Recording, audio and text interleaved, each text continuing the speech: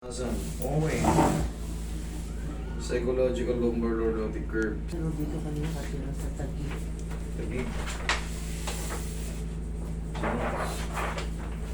At ano mo bang nararamdaman niya, mami? 2022.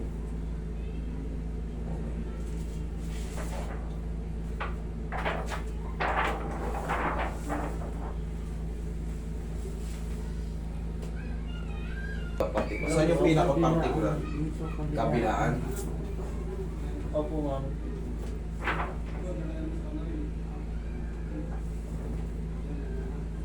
Ito kasi, mayroong nagbago ito sa inyo, Available mami. namin nun. Ano na? Maliwanag ba yung mata nyo? Kita po ba? Last week na po naman. Kaya nyo tingnan? Kaya nyo makita? Available. Pansinin nyo to ha, ito ha, itong vertebrae na to. Tingnan mo. Magkakasing laki siya. Pagdating dito, kaya tinatanong ko kayo, Isa po ba siya? may mga dulas ba kayo before? May mga disgrasya ba kayo before? Ha? Anong... Kasi ito, yung banda rito nyo, ito, yan. Itong nakabukol na to. May pagbabago siya. Okay po. Ito na, tingnan nyo. Opo siya po. Para makita nyo rin, kasi baka malabo yung mata ni mami. Dito ka. Kailan po ba siya? Dito mas malaki. Kung mapapansin mo yung mga vertebrae niya, kita mo, di ba? Ang ganda ng shape. Ang ganda ng shape. Pero pagdating dito, toy, Okay po. Thank you po, ma'am. pansin mo, ayan o, parang biyak. Baka may trauma to before. Ito yung kasunod niya, dapat ganun din siya. Pero ito, kakapiranggot lang. Oh. Tapos yung kasunod niya, malaki. Malaki. Malaki. Kaya tinatanong ko si mami, kung may nararamdaman siya banda rito. Itong bumukol sa inyo dito, may ano sa inyo dati, meron kayong, baka may mga, ano kayo dati, natumba kayo dati, o slide kayo dati. Nagbago yung itsura ng vertebrae nyo. Yung vertebrae, bone yun ha.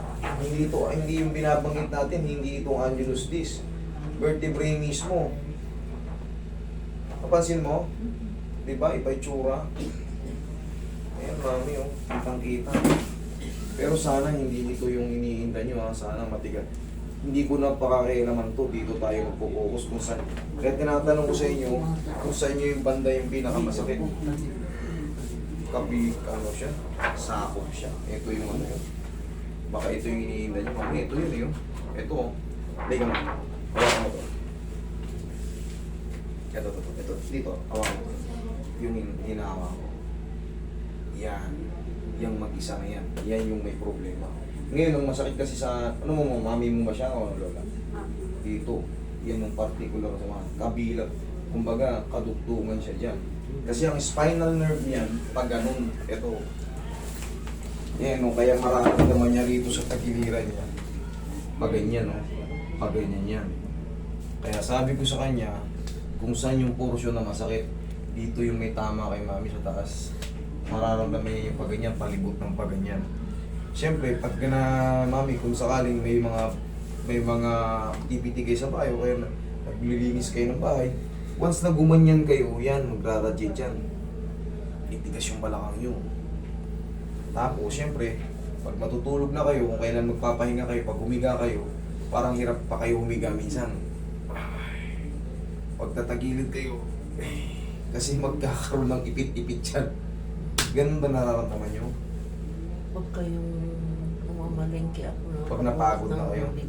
Meron kasing pagbabago sa vertebrae niyo, mami. Pero dito kasi sa test nyo, negative. Okay, no definite. Pero malamang baka matagal na ito nangyari sa inyo. Matagal na nangyari sa inyo to. Kaya naghilom na siya. Mahirap kasing anuhin to. Mahirap kasing i-adjust to. Mahirap i-adjust to pagka... Sa 1 to 10, 10 yung pinakamasakit. Ano yung pakiramdam nyo? 1 to 10 ha? 7. Baka positive 7 po ba? Si... Mami, ang gagawin kong treatment sa inyo. Kita nyo, 2 taon na nakalipas to eh. Sabi ko meron kayong trauma before eh. Kasi kung sa bago, makikita natin yan. Siyempre, mahabang panahon na yung 2 taon eh. Baka nga Tsaka bago kayo nagpa-test ng ganito, tsak na may nararamdaman na kayo, hindi kayo pupunta sa pagganito, hindi kayo magpapa-x-ray kung wala kayo. Sabihin nyo na sa akin, ano bang nangyari sa inyo before? Yun po yung nadalas siya. Ay, Yun? nahulog sa upuan. Yun yung, sabi ko sa inyo kanina, ayaw nyo ba? po kayo. Ayaw nyo ba sabihin sa akin? Kaya yun, Na outbalance ako. natamaan yung spine nyo. Mami, yun ang pinakamasakit na katotohanan. Nagbago yung height niya. Kumaki, ayan, tinuro ko naman sa inyo, ibang-iba siya, di ba? Kitang-kita mo naman, ibang-iba yung itsura niya.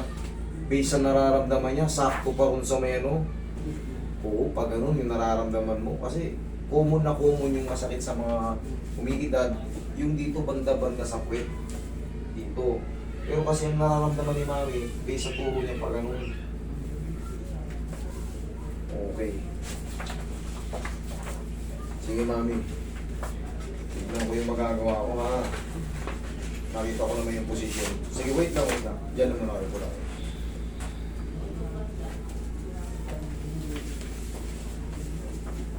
Mami, ito, yung treatment na to, aminin ko na agad sa inyo, baka hindi siya ma-perfect, ha? Kumbaga, ang laki ng naging diferensya. Pero sana maano natin, mawala yung sakit. Hindi ko na maibabalik tong laki ng ano nyo to, yung liit o yung may tutulak ko yung posisyon nito. Pero yung height nung hindi na yung babalik.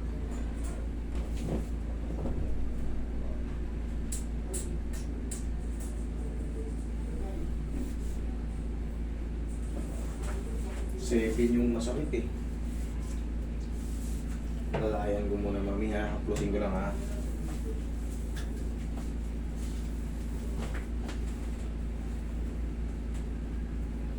Pero nag-negative kayo sa Pero nakikita nyo, napansin nyo? Ang layo, no? Pero nag-negative si Mami. Hindi niya nilagyan ng kahit mga old fracture or mga old dislocation or degenerative change. Wala. Talagang yung result nyo talaga, wala pang karaniwan lang yun. Yun na yung common na common. Ibig sabihin nun, wala, perfect kayo. Umaga, walang masakit sa inyo. Pero kayo, alam nyo naman, may masakit sa inyo.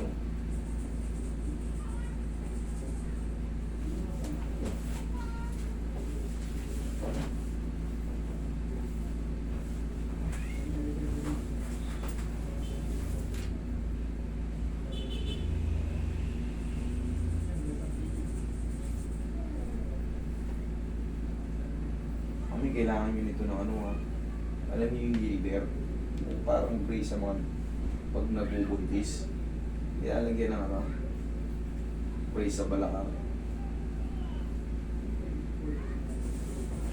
Ginagano, no? Ay, malakas. Kailangan yun kasi ilang taon na kayo ngayon, Mami? Umiidad na tayo, kailangan. Ilang taon na tayo? 66. Okay, sige. Higa kang patagilid. Tulak natin konti, dahan-dahanin lang natin. Yun din yung taon na yan, yung taon na nagpa-x-ray kayo, yun din yung taon na nasaktan kayo, nadulas kayo. After 2 days. After 2 days. Pero ba't ni-negative nila? Kung yun pa rin yun. Hindi ba nila nakita yun? Imposible talagang hindi makita eh. Ba't ako nakikita ko? Tinuro ko siya, nakikita mo, di ba? Talagang, siyempre, pagka sa x-ray, hindi ganyan ang natin. Pero nga Roy, ganun din, kahit sa sa anatomy, makikita mo talaga, ibang-iba. Ganyan din dapat talaga yan. Sa x-ray, ganyan din ang makikita mo. Ganyan din yan, lateral view. Mga disc naman yan nasisira, pero yun talaga dapat yan. Almost yan. Yung shape niya, hindi magbabago, hindi mababangal.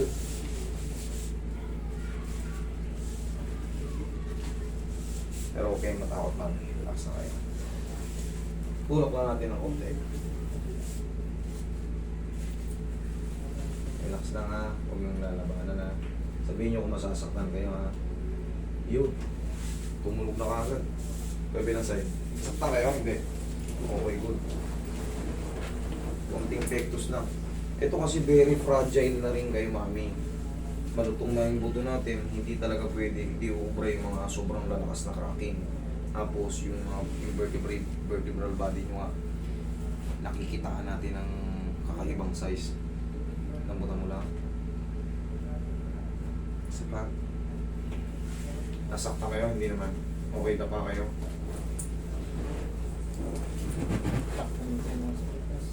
Sige. Nasasaktan kayo pag nakadaba? Walang namamanhid? Okay? Sige.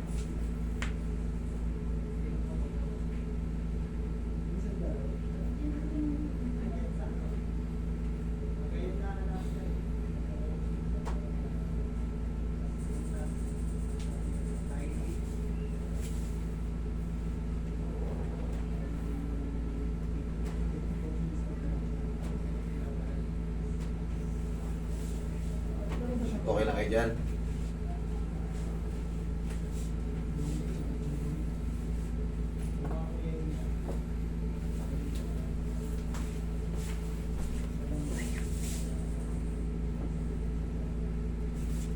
Okay, posisyon mo ito. Okay lang kayo dyan, ha? O, sige, dyan lang kayo.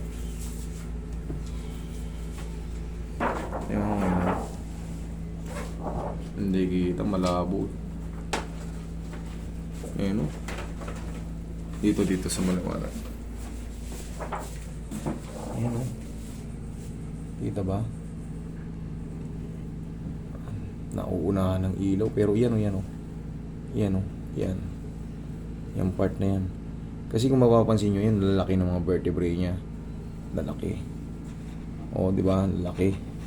Pero pagdating dito, ayan o, yan. Pero yung kasunod, malaki. Imposible naman yun lang ang lumiit eh. Halos dapat yan magkakasize. Hindi ko nga ng guhit. May mga ano pa siya, may mga sobrang scar. Diba? Yun, kaya mabilis masundan kung ano yung naging problem. Senior citizen na rin siya nung nadulas siya, 64. Bihaya ka, mami? Okay lang kayo? Okay, sige. Always good health.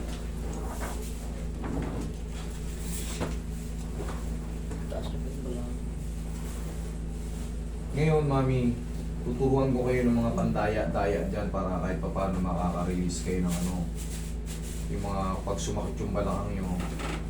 Sige, lagay nyo muna sa dibid. Tapusin ko na yung treatment sa ito. Okay, relax na nga. Yung lalabanan na. Inhale. Exhale.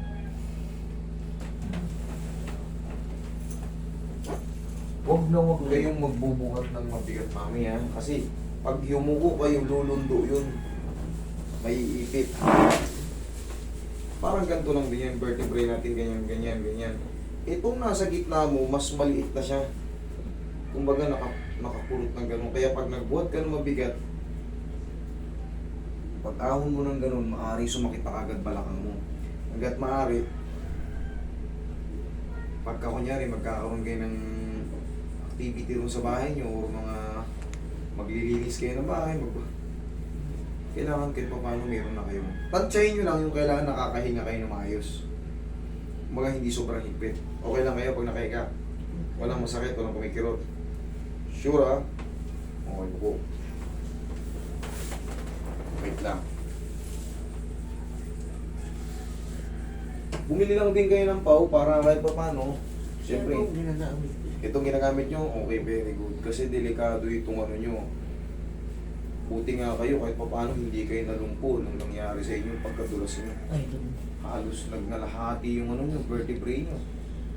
Vertebral body.